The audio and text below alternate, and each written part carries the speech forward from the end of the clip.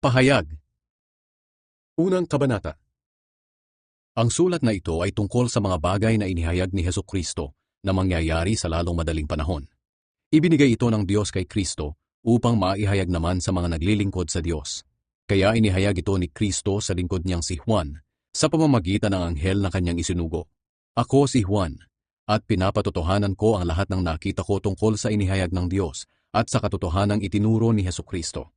Mapalad ang bumabasa at ang mga nakikinig sa sulat na ito kung tinutupad nila ang nakasulat dito, sapagkat ang mga sinasabi rito ay malapit nang mangyari. Pagbati sa 7 iglesia.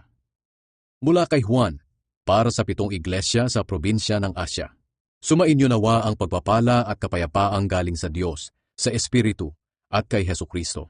Kung tungkol sa Diyos, siya'y hindi nagbabago, ngayon, noon at sa hinaharap. Kung tungkol sa 7 espiritu, siya'y nasa harapan ng trono ng Diyos. At kung tungkol kay Hesukristo, siya ang mapagkakatiwalaang saksi. Siya ang unang nabuhay mula sa mga patay. At siya rin ang namumuno sa lahat ng hari sa lupa. Iniibig niya tayo, at sa pamamagitan ng kanyang dugo, iniligtas niya tayo sa ating mga kasalanan. Ginawa niya tayong mga hari at mga pari upang maglingkod sa Diyos na kanyang Ama. Sa Kanya ang kaluwalhatian at ang kapangyarihan magpakailanman. Amen. Magsipaghanda kayo. Darating si Jesus na nasa mga ulap. Makikita siya ng lahat ng tao, pati na ng mga pumatay sa Kanya.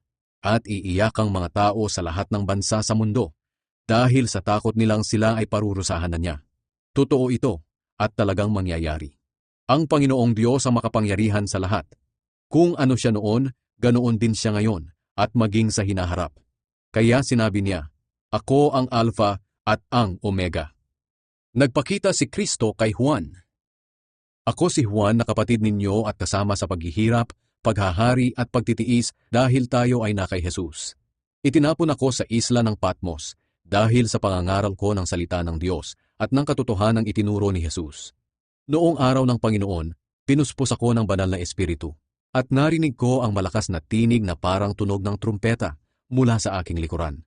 At ito ang sinabi sa akin, Isulat mo kung ano ang makikita mo, at ipadala agad sa 7 iglesia, sa Efeso, Esmirna, Pergamum, Thyatira, Sardis, Philadelphia, at Laodicea. Nang marinig ko ito, lumingon agad ako upang tingnan kung sino ang nagsasalita sa akin. At nakita ko ang 7 ilawang ginto. Sa gitna ng mga ilawan ay may nakatayong parang anak ng tao. Mahaba ang damit niya na umaabot sa kanyang paa, at may gintong pamigkis sa kanyang dibdib. Ang buhok niya ay napakaputi, tulad ng telang puting-puti, at ang mga mata niya ay nagbabagang parang apoy. Ang mga paa niya ay kumikinang na parang tansong dinalisay sa apoy at pinakintab. Ang tinig niya ay napakalakas na parang rumaragas ang tubig. May hawak siyang 7 bituin sa kanang kamay niya, at lumalabas sa bibig niya ang isang matalas na espada na 2 ang talim. Ang mukha niya ay nakakasilaw, tulad ng araw sa katanghaliang tapat. Nang makita ko siya, napahandusay ako na parang patay sa kanyang paanan. Ipinatong niya agad ang kanang kamay niya sa akin at sinabi, Huwag kang matakot. Ako ang simula at ang katapusan. Ako'y buhay magpakailanman. Namatay ako, pero masdan mo. Buhay ako, at hindi na muling mamamatay. Nasa ilalim ng aking kapangyarihan ng kamatayan at ang lugar ng mga patay.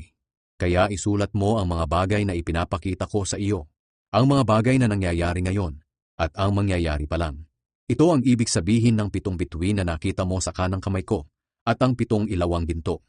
Ang 7 bituin ay ang 7 anghel na nagbabantay sa 7 iglesia, at ang 7 ilawang ginto ay ang 7 iglesia.